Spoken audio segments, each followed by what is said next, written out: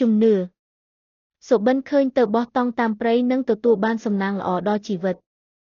សុបិនឃើញដើរបោះតង់យោងតាមការទូទីបញ្ជាក់ថានេះជាសុបិនល្អព្រោះថាអ្នកនឹងមានសំណាងទទួលបានលាភធំពីការងារដែលខ្លួនកំពុងធ្វើអ្នកពិតជាមានភាពតាក់ទាញចំពោះភេទផ្ទុយនាពេលថ្មីនេះរួមទាំងការទទួលបានការស្រឡាញ់ពីមនុស្សពេញវ័យមានឱកាសធ្វើដំណើរឆ្ងាយដោយមិនដឹងខ្លួន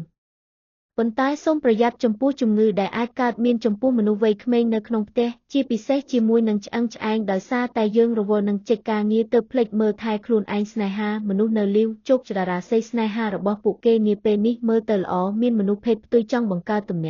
នោរស្នេហាជាមួយអ្នកប៉ុន្តែអ្នកផ្ទាល់ប្រហែលជាមានការលំបាកក្នុងការសម្រេចចិត្តថាអ្វីដែលត្រូវសម្រាប់អ្នកដែលមានទំនោរស្នេហារួចជាស្រេចជីវិតស្នេហារបស់អ្នកហាក់បីដូចជាប៉ះទង្គិចគ្នាបន្តិចក្នុងប៉ុន្មានថ្ងៃនេះជារឿយមានជម្លោះដូច្នេះប្រសិនបើអ្នកមានពេលអ្នកទាំងពីរគួរអង្គុយនិយាយគ្នាដើម្បីយល់ចិត្តគ្នាទៅវិញទៅមកព្រោះនៅដំណាក់កាលនេះមានលទ្ធភាពដែលភាគីទី3អាចធ្វើអន្តរាគមន៍ក្នុងជីវិតអាពាហ៍ពិពាហ៍របស់អ្នកជាក់ជាមិនខានវប្បធម៌ជំនឿសុបិនឃើញទៅបោះតង់តាមព្រៃនិងទទួលបានសំណាងល្អដល់ជីវិតបានផុសមួយយាលមុននៅថ្ងៃពុធ13ធ្នូ2023ដោយសាងស្រីលក្ខ Share Tweet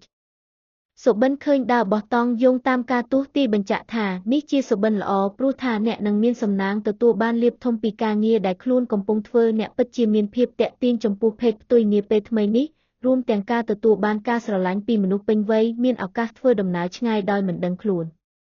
ប៉ុន្តែសូមប្រយ័ត្នចំពោះជំងឺដែលអាចកើតមានចំពោះមនុស្សវ័យក្មេងនៅក្នុងផ្ទះជាពិសេសជាមួយនឹងឆ្អឹងឆ្អែងដោយសារតែយើងរវល់នឹងចេញការងារទៅភ្លេចមើលថែខ្លួនឯងសម្រាប់រឿងស្នេហាមនុស្សនៅលីវជោគចតារាសីស្នេហារបស់ពួកគេនាពេលនេះមើលទៅល្អមានមនុស្សភេទផ្ទុយចង់បង្កើតទំនោរស្នេហាជាមួយអ្នកប៉ុន្តែអ្នកផ្ទាល់ប្រហែលជាមានការលំបាកក្នុងការសម្រេចចិត្តថាអ្វីដែលត្រូវសម្រាប់អ្នក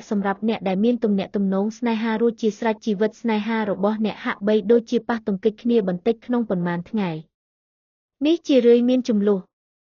ដូច្នេះប្រសិនបើអ្នកមានពេលអ្នកទាំងពីរគួរអង្គុយនិយាយគ្នាដើម្បីយល់ចិត្តគ្នាទៅវិញទៅមកព្រោះនៅដំណាក់កាលនេះមានលទ្ធភាពដែលភាគីទី3អាចធ្វើអន្តរាគមន៍ក្នុងជីវិតអាពាហ៍ពិពាហ៍របស់អ្នកជាក់ជាមិនខាន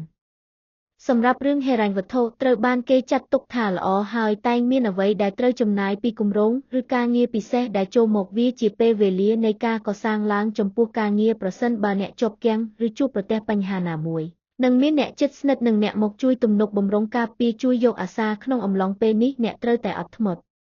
ហើយយកចិត្តទុកដាក់យ៉ាងខ្លាំងចំពោះខ្លឹមសារនៃការងារដោយសារតែអ្នកមានឱកាសទទួលបានតំណែងខ្ពស់ជាងនេះបើអ្នកគិតចង់វិនិយោគគឺចាត់ទុកថាល្អខ្លាំងហើយក៏មានឱកាសជោគជ័យខ្ពស់ងាយរកប្រាក់បានច្រើនពីគម្រោងដែលអ្នកគ្រោងនឹងធ្វើនាថ្ងៃអនាគតផងដែរ